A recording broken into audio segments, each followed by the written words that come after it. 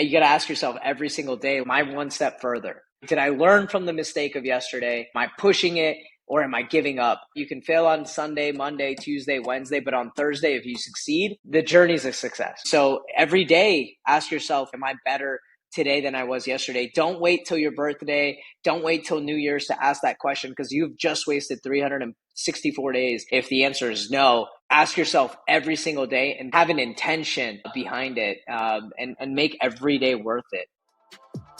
Nobody's born incredible. People who do incredible things simply took the right steps. This is our journey. This is the Hunt for Incredible. All right, welcome to another episode of the Hunt for Incredible. This episode, I am so pumped. We got my man Sujay Mehta. So Sujay and we've been buddies for like 6-9 months or so. And literally 10 minutes into our first conversation, I thought, I want to be great friends with this guy for a very long time. And sure enough, every time we chat, I feel like I've known you for 20 years and it's an absolute blast. Sujay owns over and manages 15 hotels. He has a bookkeeping business. He has a multifamily. He's done everything from development, acquisitions to renovations. He has a million things going on at a time. And he is the most smooth, cool-headed person through it all. So I want to dive into like mindset and purpose and mentality, because you and I have talked offline about this, how like money is just an instrument. It's a vehicle for carrying out purpose in the world. And that is the underlining tone that I feel like gets missed on a lot of these business podcasts. That's like, why are we even doing all this? Like these types of conversations on money and building wealth is just a means to an end. But like, what is that end that we're working towards? So Sujay, thanks so much for being on the show, man. Yeah, thanks, man. It's I'm so excited. And ironically, that the first time we met, we recorded a mini pod within like an hour of getting to know each other just at a party. So, like I'm ready to do it for real this time. So I'm excited. Hell yeah, man. 100%. So diving right into it, right out the gate, you have 15 hotels under management and that you own personally. What did you find was the biggest lever in acquiring those, both from an acquisition standpoint as well as from a management standpoint? Yeah, no, great question. I mean, to be honest, from the very beginning, I was heavily invested in branded hotels, which I felt honestly that made it easier, right? Because everything is cookie cutter. There's a template to it. There's not as much variance and variables. You can compare apples to apples. The only things that differ is really like market. And then obviously it's still a business, right? So every operator operates the business a little bit differently. And so, I gotta think about our operations, where our skills are, what makes us different from other operators. We may do some things better than other operators, but there may be a couple things that we don't do as well, and maybe a larger expense on our P&L than what's on the other operator that we're buying the business from, right? So I think the other thing is just being aggressive, right? In the beginning, so many deals went by because we weren't aggressive. We weren't ready to take that leap of faith. And then slowly, as we started passing on deals and I realized it became harder. And, Gideon, I know you talk about this, especially recently too, is like, sometimes you gotta dive in. Like you might not know everything, but you gotta be confident in yourself and that you can figure it out. And so once I really got that confidence, I was able to kind of pull the trigger a lot quicker. I was able to, maybe go a little bit more aggressive in terms of our underwriting and sharpen the pencil, pay a little bit more if that's what it takes to win the deal, and then really lean back on our operations. And our operations is pretty dialed in. We control every single expense, every single line item. It's not rocket science. It's just really paying attention to each line item and being aware and not just, letting it go. So if your credit card gets swiped, you got to understand, what those charges are for. Someone has to reconcile them, look into it. And that's really just been, our bread and butter and why we've been, I think, successful and able to grow so fast. As you got more aggressive, so two-part question. One is, what areas did you get more aggressive in, and how did you compensate for that aggression? Like, did you shift your strategy to hedge the downside at all, or did you think of it differently? Yeah, I think one, one place where we got more aggressive for sure. Two places, but one just right out the gate, like you mentioned, was the price, right? Our offer. We started paying maybe a little bit more than what our underwriting showed, right? Because it's important to remember when you're buying an asset that's 5, 10, $15 million in the long run, over 10 years, $1,000 is not going to make or break the deal. It's not really going to swing it. As long as you have it's cash flowing, as long as you have your management kind of dialed in, you're going to be fine. And in 10 years, you're going to make that up, and you're going to be happy that you have the asset. After 10 years, I'm going to be making a lot more than what I would have saved if I passed on the deal because of that $100,000. So we just became a lot more aggressive. I think last December. There was a property that was right next to one of our other properties. We were going to be able to share management, decrease our costs, kind of leverage economies of scale.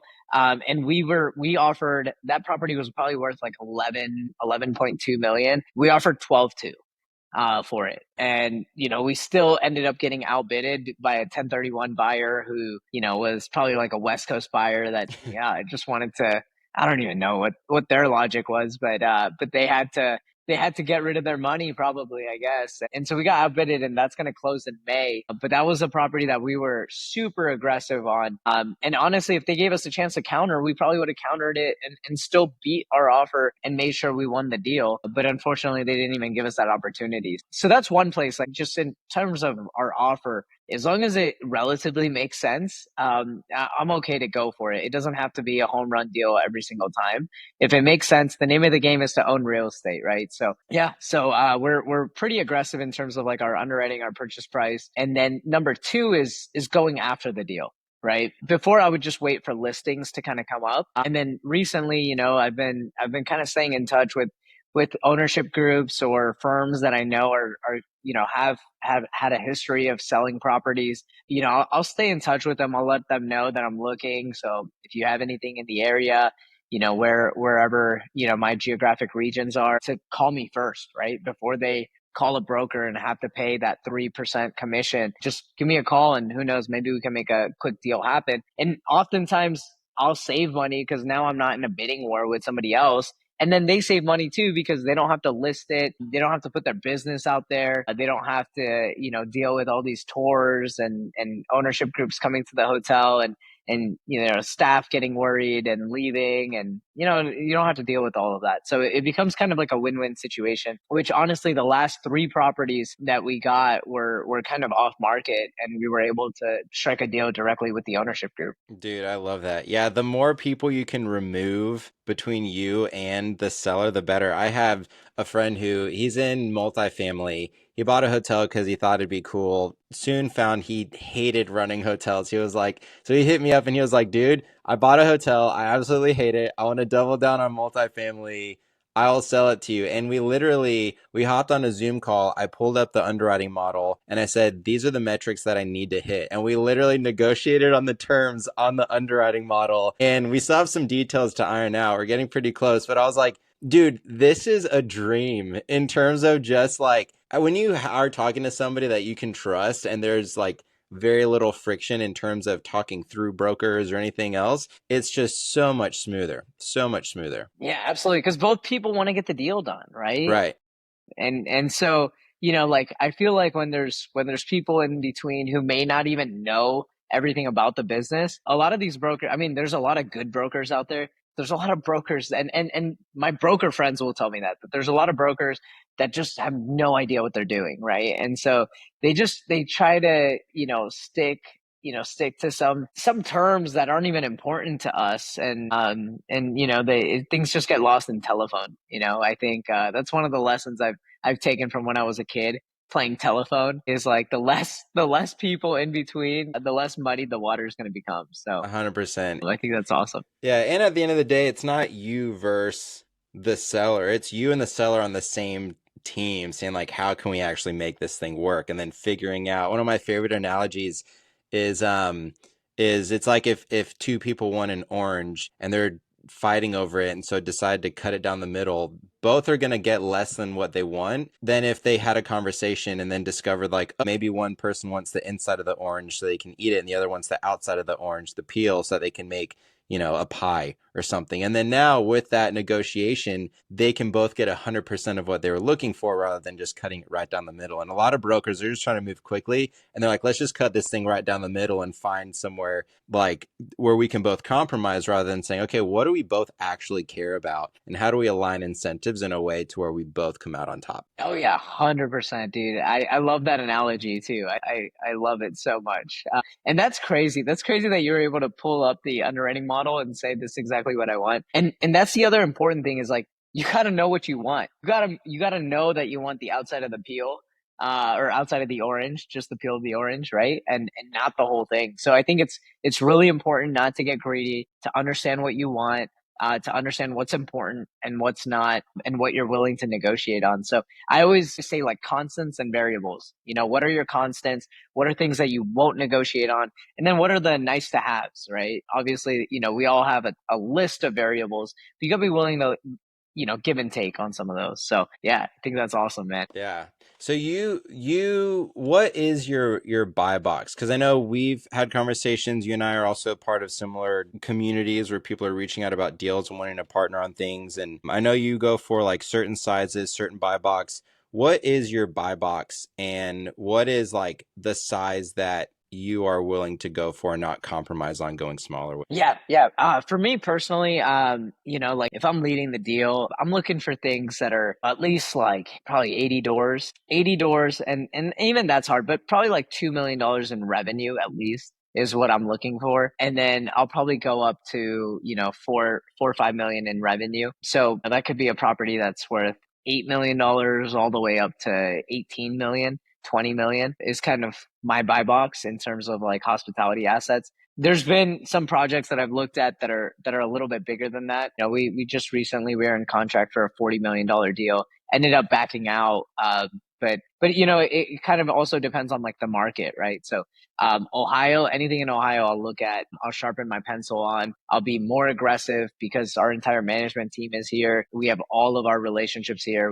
I mean, we can probably manage better than anyone else, or we'll be really good to say the least. And so we'll save money on the bottom line just by having our staff here. But then outside of Ohio, you know, we'll still be aggressive, but you know, we're not going to be as aggressive as if we're in this like geographic location. Yeah. And then outside of that, like, you know, if I'm partnering with people, I think just bringing my experience and leveraging my portfolio, my relationships, our vendors, even some of our staff, being able to leverage those things to then, you know, also, you know, own assets in other places where we do have somebody who's more boots on the ground, someone who's more involved in the day-to-day operations. I think, you know, that's kind of what I'm looking for right now in this part of my career. That has also shifted in the last couple months because I'm like, I'm getting hungry for a deal. So I'm like, you know, it's okay, like a $7 million deal or $6 million deal. I'm gonna go for it, right? And then we also have a lot of development projects going on right now. It's probably the most amount of development projects I've had in the queue at any given moment. And every day, like I'm getting sent new development projects that I don't want to turn down, but I just have to because I just got too much development on my plate as well right now. So, you know, because of all those things, I have to kind of say no to some deals sometimes, even if they fit the buy box. Yeah. What are your leading metrics that you look for when you're considering a deal? Is it cash on cash? Is it internal rate of return? Like what is that in terms of your like non-negotiables? Yeah, in terms of like acquisitions, I'm looking for cash on cash, right? Because, you know, to be honest, I don't necessarily want to exit out of the property in 2 years, 4 years, 5 years. Even if we're able to bring the value up considerably, like why sell it to someone else when I can just own it? You know, if we're not short on capital, if it's cash flowing, it's cranking out money, you know, why sell it, have this big tax burden that now I have to deal with and I'm forced to do another deal just to get rid of that, right? So I typically like to underwrite thinking that I'm going to be able to hold the asset for at least 10 years. With that being said, one of our deals last year that we sold, I only had it for 18 months. We got a good offer. You know, we were able to negotiate some creative terms that allows us to also make money after we sold the property. And so, you know, 18 months I was in and out, but I underwrote that deal for 10 plus years. and I would be completely okay if we held it. It was kind of an off market deal. I wasn't marketing it, but we got an offer and we sold it, right? So cash on cash is huge. If I am bringing investors into the deal, then like obviously IRR is important because that kind of levels the playing field for everybody. And so from an IRR perspective, we're looking for at least 18%. If it's not hitting 18% IRR, I don't know if it even makes sense for us to look at. From a cash on cash perspective, I know with interest rates, things have been a little bit tight. So we'll go as low as 8%, 9% cash on cash. But like typically I like to be around that 10, 12% cash on cash at least. Okay. So then are you in Ohio, is that a generally a higher cap rate environment? And so you're able to get that cash on cash? Or is Yeah, it higher more than the type of, California. okay. Yeah, Okay. higher than California, but like the Midwest, East Coast, like we have completely different metrics. There's a deal I was looking at a couple weeks ago here, and I called the owner, and the owner was out of California, and I was like, hey, like listen, your hotel is doing this. There's a new hotel opening right next door. Like, what can we do? And I was trying to get around like 8, 9 million, and they told me they're like, well, if this deal was in California, I'd be worth $20 million. So, we're not gonna sell it for 8 or 9 million. And I was like, dude, you're out of your mind. But it's not in California, it's in Yeah. Ohio, right? So but again, like you said, every investor has their own constants and variables and things that they can't negotiate on. For them, if they sold the property and then they had to go buy a new one kind of where they live, they're not going to find anything for 8, 9 million for a similar type asset, right? It might be 14. It's probably not going to be 20, but it might be 14 or 13 million. So, so again, had that conversation. I realized that we're playing in two completely different, I mean, not even just dimensions, but worlds altogether. And so I left it at that. Wasn't going to do a deal with them. But the cool part was I had them on the phone and they literally told me, they're like, hey, but if you ever have a deal, we'd love to invest with you. We have a lot of capital. Please let us know if you have a deal. And so you never know what's going to come out of the conversation. Even though we didn't get a deal done for that property, I think I might have made some friends and potentially some investors in the future. Yeah, that's awesome. So then looking at a 10-year hold and that type of cash on cash return, when you are raising capital from investors, is that typically people who they're just looking for a consistent distribution and they're willing to park their money and have like patient investments and they're hanging on to it for longer term? Like what is your pitch to them in terms of the value proposition? Dude, great question. Great question. My pitch is usually, so when for the investors underwriting, I'll do a 5 or 7 year exit, right? A 5 or 7 year exit doesn't necessarily mean I have to sell the asset, refinance. I could buy them out. A lot of different things can happen, right? But I want to make sure that if I'm investing into the asset, it's a 10 year plan, right? Like I don't want to be in a situation where I'm on a 3 year variable note, interest rates go up like crazy. Now I'm screwed, right? Like I definitely don't want to do that. There's a reason why I haven't done that thus far. And I think we're successful because of it, because we buy good assets in good locations, stable markets. I know that even after 5 years, 6 years, if the economy goes up or down, we'll be okay in the long run. Right. So that's my pitch to my investors always is like, hey, we're going to underwrite for a 10 year. If you want an exit in 5 or 7 years, we can talk about it. And I'm always invested in my projects. So I'm usually at least like a 20 to 30% partner myself. Because again, like I said, the name of the game is to own real estate. Like I don't want to be a purely fee-based company. And so I'm usually at least 20 to 30% invested with my own money into the assets. In 5, 7 years, if any investors kind of want out, verbally, I'll let them know, like, we'll help you and we'll come to an agreement to help cash you out if there's not a refinance event or something else that happens. Like I'll probably just buy your equity at that point, right? And so that's usually like how I pitch it to the investors. With that being said, usually 5, 7 years, there will be a good opportunity to exit if we have to, and we can use that money to put it somewhere else in a new asset or a new deal. I know there was a property that we bought a few years back. And it was a hotel, and the idea over there was, hey, let's buy it 5, 7 years, let's make some money, and then there's some land next to it. Let's build another property right next to it, right? And so we could do a refi, pull out some capital, use that to fund the new build, and then we'll build something else, and then we'll just from one to two, two to four, four to eight, right? So that's kind of the game plan. What have you found to be the best source of capital for acquiring these deals? Yeah.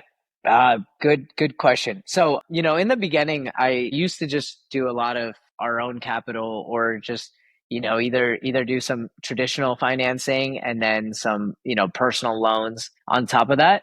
So that way I can hold as much equity as possible. Recently, I've been looking to do more like JV or partnership type deals where, we have people that we've built relationships with or, people that have referred us to their friends and family we've built a relationship with and we can come together and make a win-win situation where they're looking to put their capital to good use, they're looking to make some good additional income on the side, and then on top of that we're looking to acquire more assets and manage and develop and do those kinds of things, right? Usually we our capital stack looks like traditional financing, and then we'll have investors, and then GP or me and my firm will be invested as well. So capital stack is usually 70 to 80% leverage in terms of traditional financing, and then 20 to 30% of equity down payment through investors and GP. That's awesome. Yeah, I found when we were raising capital for our hotel deal, it tended to be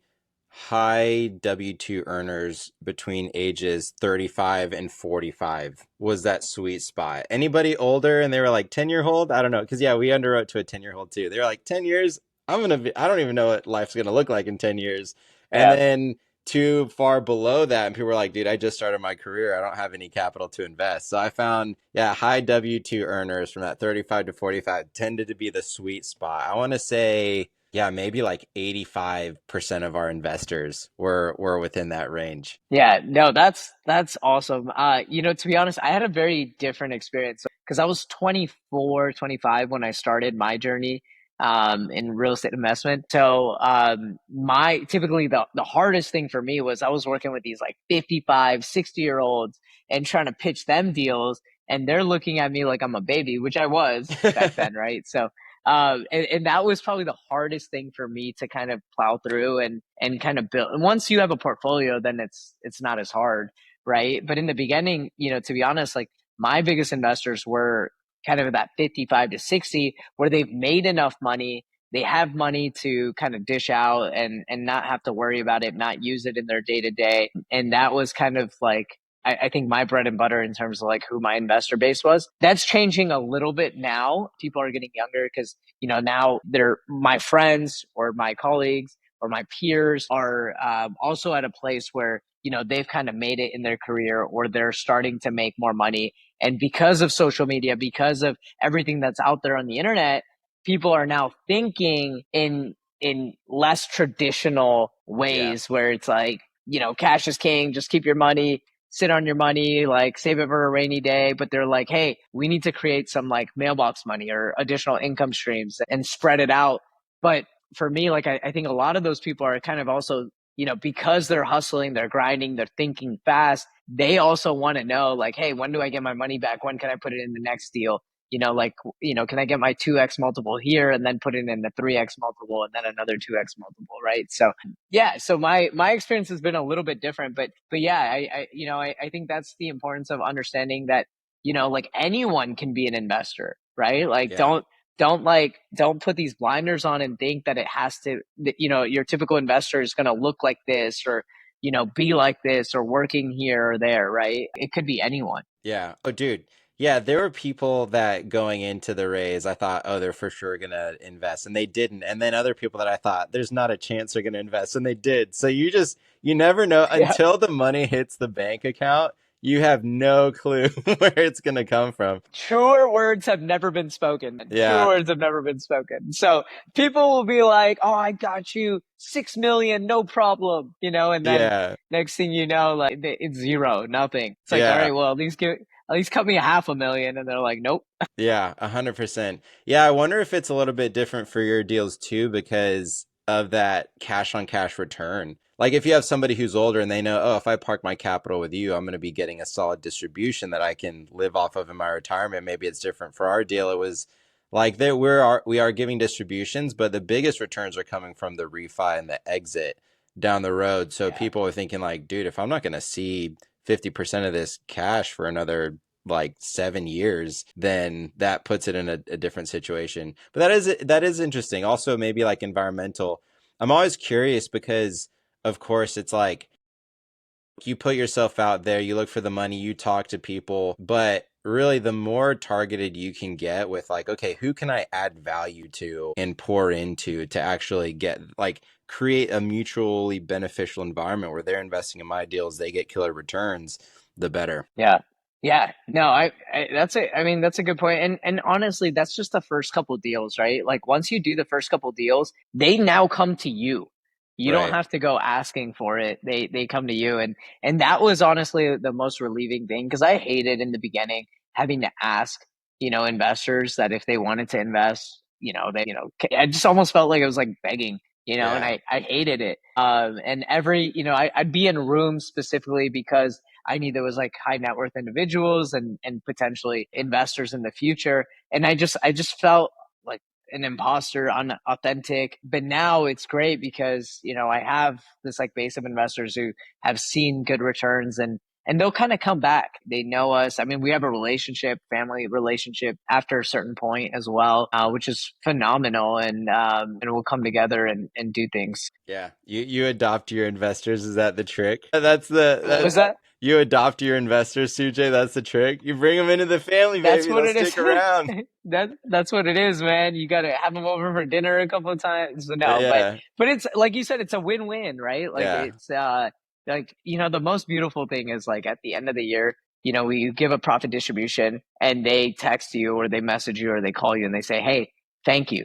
Because of your hard work, like we're getting this, money or return or whatever it is, right? And it's a token of like what you've done and your hard work. And then the dialogue goes the other way where I tell them, no, it's because of people like you who trusted us, who trusted me with your hard earned money and your sweat and blood and tears that made this project even possible, right? And yeah, like, going back to like what we started with, like all these things are great. Like deals are good, we're doing good. Who knows what's going to happen tomorrow, right? But it's like those relationships, those interactions is what makes life beautiful. To take it even higher, the name of your podcast, like The Hunt for Incredible, like that is incredible. To me, that's what incredible is all about, and that's what makes this special. Versus, like there's plenty of ways to make money. You can put it in the stock market, you'll make money. You'll be fine. I mean, you can put it in a CD, you'll make money, right? There's so many syndicators. There's so many people can invest money into so many different asset classes. But what's the goal? What are you trying to do? What's the experience going to be like? What's the journey going to be like? And is it going to be incredible? yeah. 100%. And joking aside, there it is important to bring investors in and keep them close and taken care of as if they are family. Like I had an investor just the other day, so we're collecting information from them for the K1 so that they can benefit from things like depreciation on the asset and stuff like that. And he had some questions, and so literally set up a call with them that afternoon to make sure that he was taking care of and being there and informing them. And like we have our investor newsletters that go out, but I'm on the phone with my investors all the time, just chatting with them, making sure that they're okay, comfortable with the deal, that they know what's going on. Like there are a lot of syndicators that give syndications a bad rep because they just disappear. Like they raise capital Yeah. and then disappear, and people don't know what's going on with their money, how's the deal going, and everything else. I want my investors to feel like they are like fully abreast on everything that's going on. They feel like their capital is safe. They see the progress. I'm posting content about the progress all the time. They can hit me up anytime they have questions. And like, I mean, I was kind of joking about like adopting your investors, but in a way, there is like a level of adoption where it's like these people are trusting me with their livelihood. Like it's their retirement account. They are betting on me to make sure that I create a better future for them with the capital that they gave me. So like making sure that they're cool and their capital is taken care of is paramount. Yeah, and I always say, whenever people ask me like what are they, what should they be looking for in a sponsor? And it's exactly that, right? It's about somebody who has the character, the transparency, the honesty, and the communication to kind of keep you up to speed. You can call them anytime. You can talk to them. People who hide behind emails and behind the computer, I just, I can't do that, right? And I've been in situations where I've, invested as an LP, and we've been stuck, and just like very little communication, and it sucks, and it's annoying, and it's frustrating. Even if the deal is going to be fine in the long run, it's just like the journey is not, it's not something that we envision. It's not something that we want, that we like, and it's stressful, right? So I think, for anyone who's like out there, like thinking about how to do it, how to raise capital, it's about being human. Like humanize yourself, be relatable, and I think that's like the number one thing that I look for. Like the metrics are going to be there. Everyone's going to evaluate the deal. Everyone's going to try to hit certain cash on cash, IRR, all that stuff. But like when things go south, like who's the captain of the ship, right? Like who's the pilot of this like investment? Yeah, 100%. You also have the tree box property of the unique stays that are more off grid. They're more like boutique, cool, driving hard on that virality. I encourage everybody to look it up. The Instagram is it Treebox? Is the full Instagram? Yeah, Tree Box Club. Treebox Club. The marketing is Yeah. fantastic. The stays are super unique, very cool. And so you have it on that end of the spectrum. And then you also have branded hotels, which is polar opposite, two ends of the spectrum. What have you found are the most prominent characteristics, let's call it like trade-offs for anybody who's looking at hotels and like, where do I want to go more unique, experiential? Do I want to go more like straightforward, stable? Like what are the trade-offs that you can share with them so that they can properly discern between the two? Yeah, no, I love this question, because especially because the people in the branded world have no idea about the boutique stuff, and the people in the boutique world don't even know you can own a Hilton or a Marriott or something, right? So, and it's cool. Like we're building a couple boutique properties as well right now. One is within that Tree Box brand, and one is completely going to be completely different. And it's kind of close to where I live in Columbus, Ohio. And we're doing a 60 unit but high luxury kind of with a rooftop restaurant, event space. Things like that, right? And so I think that one is going to be really fun. And going back to like boutique, the beauty of it is you can make it your own, right? Again, like I said, it's close to where I live, so I want to have little aspects of it that resemble like kind of the school district over here, have the kids come, do some art, and have some like local color to it. I decide, like I have an entire proposal over here. It's like an 8-page proposal of exactly what the experience looks like when the guest walks in. What is, in 3 words, how would they describe their stay? In 2 sentences, how would they describe their stay? What comfort level of comfort do we want? Obviously, everyone wants to have the top, top, top, top, top, but you have to understand that all of that stuff has a price tag associated with it, right? So if you want the best finishes and the highest level of technology and the highest quality of, whatever, like mattresses, gym equipment, this, that, whatever, then you have to increase your per door cost that it costs for your construction, right? And the market has to support that kind of ADR. Right. So with a boutique property, you can do anything you want. You can have a rooftop restaurant, rooftop bar, which everybody wants. But are you going to be able to drive your ADR in that market to support it? Right. Versus with a branded hotel, you just get to pick. Right. Like you get to pay. Like, do you want a Hampton Inn, or do you want a Hilton Garden Inn, or do you want a Hilton Resort? Right. Like, like what do you want to do? Do you want a JW Marriott? Do you want a Fairfield Inn? Do you want a Spring Hill Suites, which is like a little bit more like an extended stay, or a Residence Inn, which is true extended stay model? Like what kind of property do you want? What's your target ADR? Oh, my target ADR is $200 a night. I could probably get a Residence Inn. Boom. I put it in there. I have my like prototype of drawings of exactly, what I'm looking for. I can't really, go outside the lines very much. The brand dictates what our PMS software is. They dictate who's doing our revenue management. They dictate some of our SOPs. Yes, we own the business. We take the risk.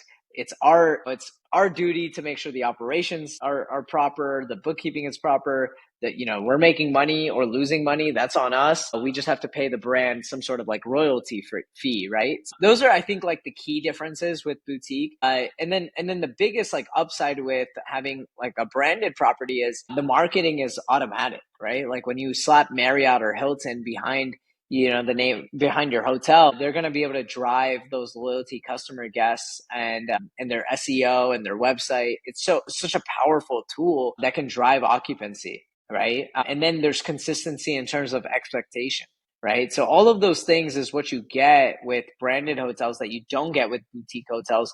And with boutique hotels, you got to make sure that you make a name for yourself and you're able to have that online presence. I always say the first experience of your hotel is not them stepping into the property. It's not them driving by the property in the curb appeal, but it's your virtual real estate, right? Like it's your website, it's your socials, like your reviews. Like that is the first impression of your property, right? I mean, in today's day and age, it speaks for any business, right? Any business that you're trying to market, if you don't have your marketing dialed in, there's no hope for the business itself. Are you seeing the landscape shift at all now that people are looking for more experiential stays? And with you being on both sides of the spectrum, are you seeing people shift away from the branded hotels, or do you find the branded hotels are nested really well in like urban areas where people are more there commuting for work and stuff like that, so they're not as affected? Yeah. And I think it will more than in the past few years, especially because, again, with a lot of like the baby boomers retiring and things like that, kind of new spirit and young blood coming into the business, I think there's like a lot of renovation and more experiential focus, right? Even though boutique hotels always had that, people didn't really focus on it and people didn't really care about it in terms of like even the ownership group, right? So like now people are putting money into making sure that they have like this experience or this vibe or this character to their hotel that they can offer. I think before like 10, 15 years ago, you could look for that, but you're not going to find it. You know what I mean? Like, especially in places like Ohio, you're not going to find those types of properties, right? Maybe in the coastal areas or overseas, you may find a few of those properties, but now it's even more than what it used to be. And then two, I think just with our generation, I think our generation would pay an extra $15-$20 a night to stay in something that offers a little bit of a difference in terms of like your experience. Airbnbs, there's no consistency there,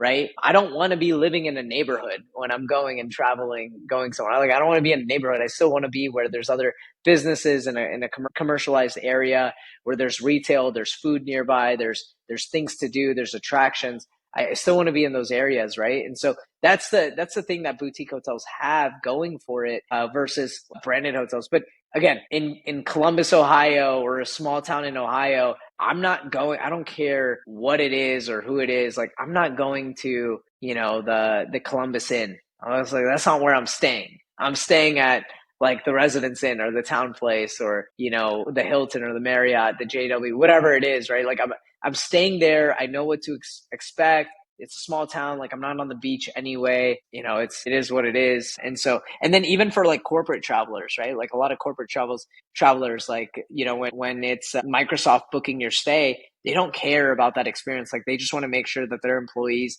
have a good, safe place to stay where they're going to have a hot breakfast if they want it. They're going to have proper housekeeping. There's going to be standards that are set. And that's what they're looking for. So I don't know if like the branded hotels will really kind of like go out of the picture. I think, the space is just going to get a little bit more saturated and muddied with now having more options for people to stay, right? So Yeah, that makes sense. So we opened the show with talking about purpose on top of this means to the end. What is your underlining purpose and meaning, and what do you feel people need to be paying attention to as they think about their journey of scaling wealth? yeah.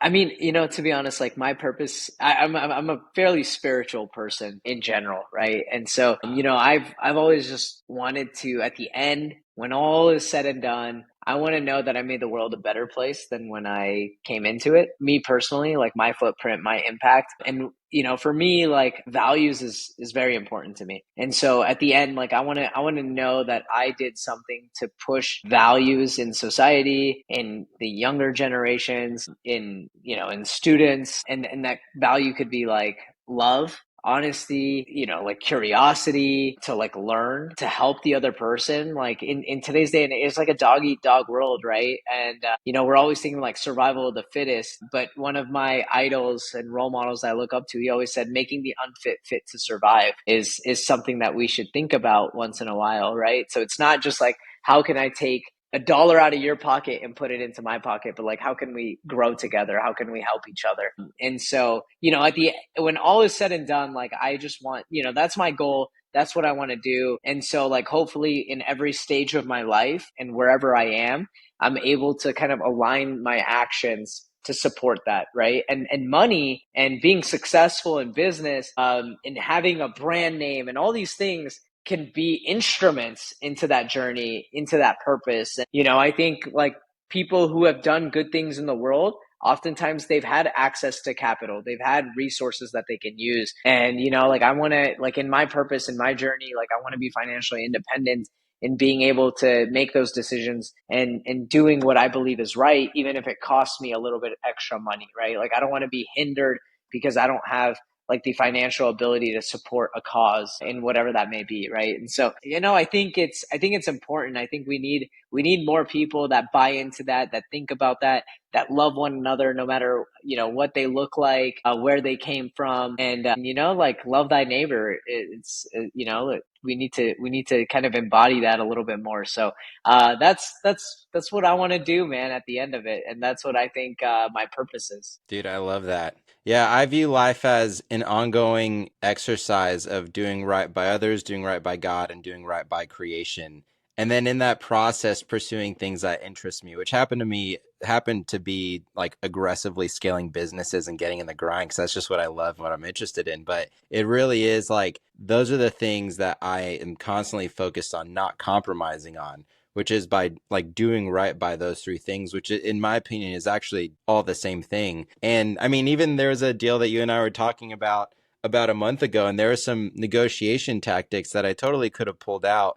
But I asked myself, I was like, am I actually doing right by this person by getting aggressive with these negotiation tactics, right? Like telling them, like, I'm done if you don't make a decision within this deadline. But if I'm not actually done, if they don't make a decision on the deadline, then I'm not going to like get aggressive and manipulate with that, but just being like clear with what I want, not compromising, moving on when I actually say I'm going to move on, but in the process, doing right by everyone around me and letting the rest shake out, like letting the cards fall where they may. Yeah, that's hard, right? In business, sometimes that line gets real gray. It Yeah. gets it's not so straight all the time, right? Sometimes it's a little bit of a curvy line, right? And you got to toe it properly. And again, at the end of the day, like I always say, like you can't be judged by your actions. You have to be judged by your intentions, right? So sometimes what may seem like hardballing someone or even being tough in a negotiation, like if the intention is pure and the intention is clean, I think that is kind of like the litmus test for yourself to understand, like, am I doing the right thing? Because at the end of the day, like, certain decisions and certain negotiation tactics, if you don't do it, someone else is going to do it, and they're going to get ahead, right? Like, so I'm also of the belief is like, I'm not getting left behind. If anything, like my principles and my values will help me get further in life, not fall behind, right? And so, like, I got to be honest, I got to be transparent, and as long as you're being clear and letting them know, like, hey, this is what needs to be done, this is where I am. If you tell me yes, like, I'm gonna close, I'm gonna get it done to the best of my ability. Like, I'm not BSing, like, this is what it is, right? And then you go all in. So yeah, I think sometimes that line gets crazy, but you gotta make sure the intentions are clean. Yeah, 100%. 100%. CJ, we always wrap up the show with asking the question because we believe that the questions are the answer. What do you feel someone needs to be asking themselves or asking others to be successful in this space? Yeah, I'm gonna say, like, Kobe Bryant inspired this in me, is like, are you better today than you were yesterday?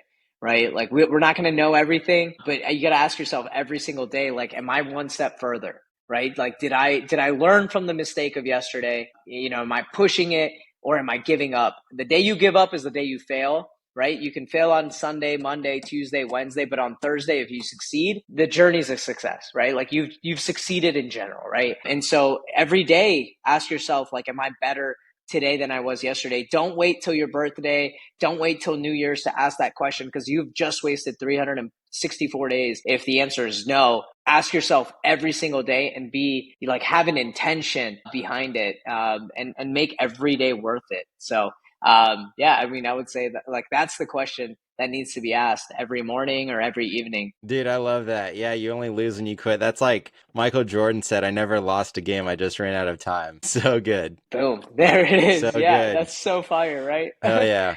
CJ, where Awesome. can people find you? Man, so Instagram is a great place to reach out. It's Suj Mehta is my Instagram handle. So feel free to reach out on Instagram. If you've listened to this, if you don't agree with something, hit me up. If you agree with something and you like it, hit me up. And if you want to do something together, I'm happy and all about it. So yeah, find me on Instagram. Hell yeah. Awesome. Thanks for being on, bro. We'll have to have you back on so we can keep chatting it up. Yeah, no, and I gotta have you down here too, man. We're gonna launch the podcast, and Gideon's a G, man. Thank you so much for having this and setting this up, man. I love it. Awesome. We'll do, brother. Peace. Peace.